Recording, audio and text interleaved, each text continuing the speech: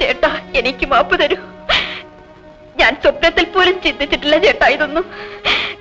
എന്റെ ജീവിതത്തിൽ എനിക്ക് ചേട്ടനല്ലാതെ മറ്റൊരാളില്ല. ഈ നാടകങ്ങളൊന്നും ഞാൻ അറിഞ്ഞിട്ടില്ല ചേട്ടാ, എന്നെ വിശ്വസിക്കൂ. കുട്ടിക്കാലം മുതൽ എന്റെ ഹൃദയത്തിൽ ഞാൻ കൊണ്ടു നടക്കുന്ന മുഖം ചേട്ടന്റേതാണ്. പറയൂ ചേട്ടാ, എന്നെ വിശ്വസിക്കുന്നു എന്ന് പറയൂ. നീ ഇത്ര ഭയങ്കരിയാണെന്ന് ഞാൻ അറിഞ്ഞിരുന്നില്ല. വഞ്ചനയ്ക്കും ഒരു മാർദ്ദവും വരുത്തുന്നവളാണ് സ്ത്രീ. പക്ഷെ ഈ വഞ്ചന നരകത്തിലെ പ്രമാണങ്ങളിൽ പോലും കുറിച്ചിടാൻ കൊള്ളാവുന്നവയല്ല. ചേട്ടൻ എന്നെ അറിഞ്ഞുകൂടെ? എന്റെ അറിവുകൾ നിന്റെ തൊലിപ്പുറം വരെ മാത്രമേ എത്തിയിരുന്നുള്ളൂ. നമുക്കിനി പിരിയാം. ചേട്ടാ, ചേട്ടാ, എന്നെ വിശ്വസിക്കൂ ചേട്ടാ. നിന്നെ ഇനിയും ഞാൻ വിശ്വസിക്കണം. ചേട്ടാ,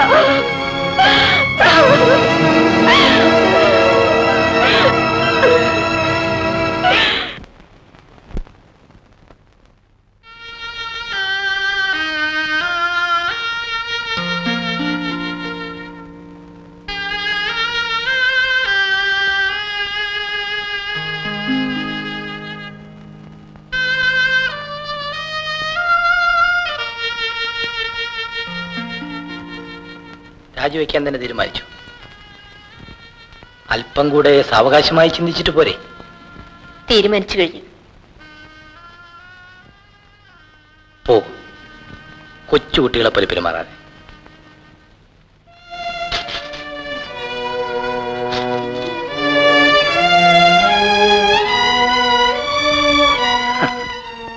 സമാധാനമായി പോയിരുന്ന ജോലി പോകും.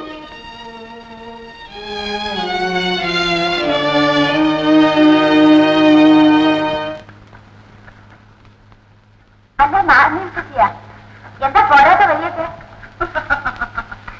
നടക്കാത്തതൊക്കെ നടക്കണ കാലം വലിയ കുഞ്ഞ്. അപ്പൊ പോരാത്ത വഴിയൊക്കെ പോരേണ്ടായോ? അത് ശരി. മോളെ ഈയിടെ അങ്ങോട്ടൊന്നും കാണാനില്ലല്ലോ. ഇവിടെ നിന്ന് പോരാ വേഗം കിട്ടുന്ന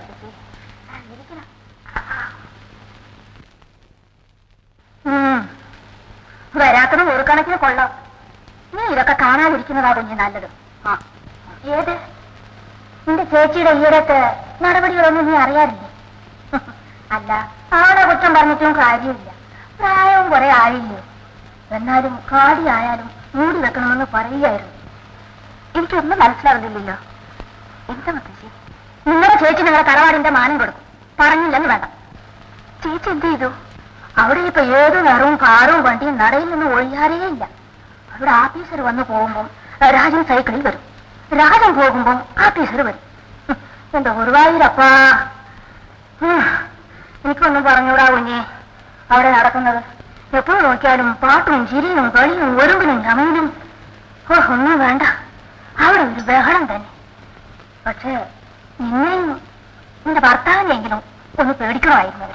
നേരാണ് മുത്തശ്ശി, ഞാനും ഒരു പെണ്ണാണ്. പക്ഷെ ഇത് കുറെ കൂടിപ്പോയി കേട്ടോ. അച്ഛനില്ലേ അവിടെ? ഉണ്ടായിരുന്നാലുള്ള കൃതം കൈവശം കൊടുത്ത് മയക്കി കളഞ്ഞില്ലയോ? ആവൂ, എന്തൊരു വെയില്. മോളെ, കുറച്ച് വെള്ളം എന്താ കുടിക്കാൻ? തൊണ്ട വരളുന്നു. ഇതൊക്കെ കൊണ്ടുവരാം.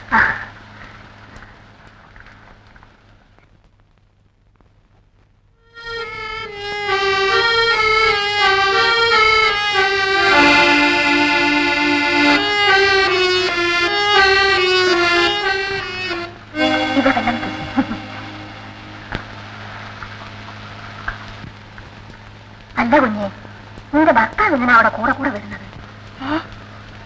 അവിടെ കൂടെ കൂടെ വരുമോ?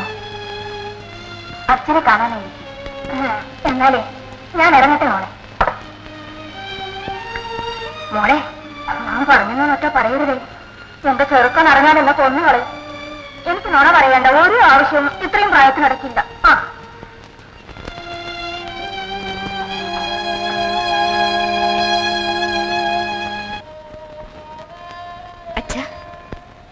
അച്ഛൻ ഉറക്കമാണോ? ബാങ്കിൽ നിന്ന് നോട്ടീസ് വന്നിരിക്കുന്ന അച്ഛാ.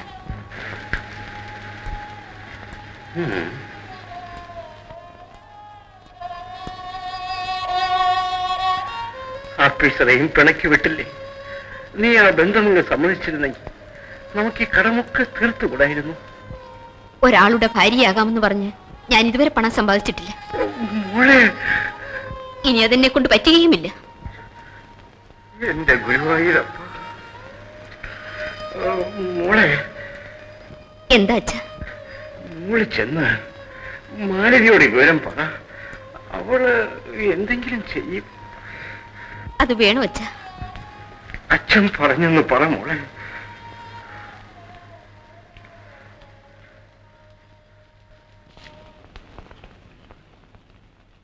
പ്രിയപ്പെട്ട ചേട്ടന്, ചേച്ചി നമ്മുടെ കുടുംബം തകർത്തു. ഒരു വേശ്യയെ പോലെയാണ് ചേച്ചിയുടെ ജീവിതം. ചേട്ടൻ ഉടനെ വന്ന് എന്റെയും ചേട്ടന്റെയും അച്ഛന്റെയും അഭിമാനം രക്ഷിക്കുവാൻ എന്തെങ്കിലും ചെയ്തേ പറ്റൂ എന്ന് അനുജത്തി മാലതി.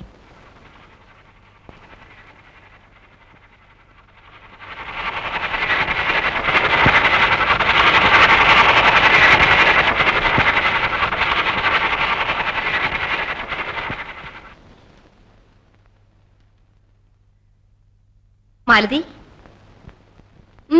എന്താ മാലതി, എന്തിനു വന്നു എന്ന്? അനുജത്തി, ഇത് നിന്റെ ചേച്ചിയാണ്. ഞാൻ ആരുടെ അനിയത്തിയല്ല. എന്നെ അനിയത്തി എന്ന് വിളിക്കും വേണ്ട. എന്താ നിനക്ക് ഈ മാറ്റം? അറിഞ്ഞുകൂടെ?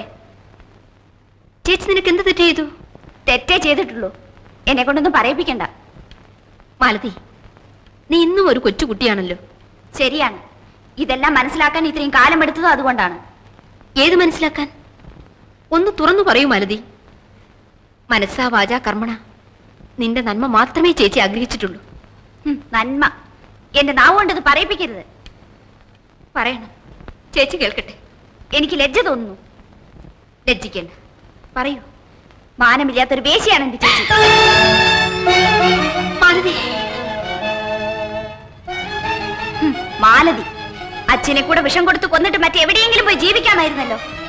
തറവാട്ടിനും മറ്റുള്ളവർക്കും പേരുദോഷമുണ്ടാക്കാൻ പറഞ്ഞ പിശാച് ഇനിമേൽ ഈ വീട്ടിൽ വരേണ്ട ആവശ്യമില്ല. അദ്ദേഹത്തിന് ഞാനുണ്ട്. മാലതി, ഞാൻ നിന്റെ ചേച്ചിയാണ്. നീ എന്റെ മുഖത്ത് നോക്കി. ചേച്ചി, എന്റെ ചേച്ചി, അവർ മരിച്ചുപോയി. ഇനിയുള്ളതൊരു വേശ്യയാണ്. എനിക്ക് ഈ മോൻ കാണണ്ട. ഇറങ്ങിപ്പോയി വിടുന്നത്.